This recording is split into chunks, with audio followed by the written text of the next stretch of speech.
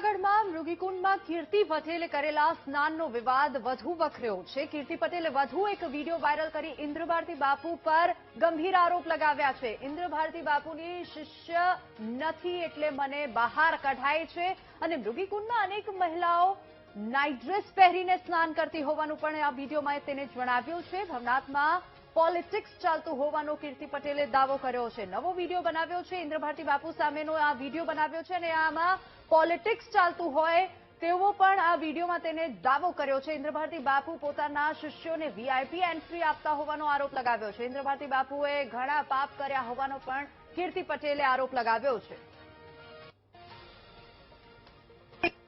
કેમ કે મેં અંદર જઈને જે વસ્તુ જોઈ કે અંદર નાઇટ ડ્રેસ પહેરીને લઈને ઘણી બધી બેન દીકરીઓ સ્નાન કરતી હતી। હવે આની અંદર એક પોલિટિક્સ ચાલી રહ્યું છે ભવનાથની અંદર। હું તો ઇન્દ્રભારતી બાપુને શિષ્ય નથી, હું હરિહર ભારતી બાપુને મેં ગુરુ માનેલા છે, મેં ગુરુ દીક્ષા લીધેલી છે, ગુરુ મંત્ર લીધેલો છે, રાઈટ। હવે જો મેં ઇન્દ્રભારતી બાપુને ગુરુ માન્યા હોત ને તો ઇન્દ્રભારતી બાપુ છે ને મને આંગળી પકડીને સ્નાન કરવા લઈ જાય, બરાબર।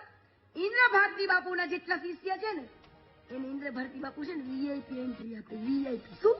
વીઆઈપી એન્ટ્રી જોઈ, કેમ કે સુખમાં મોજમાં હોય ને દુઃખમાં મોજમાં હોય।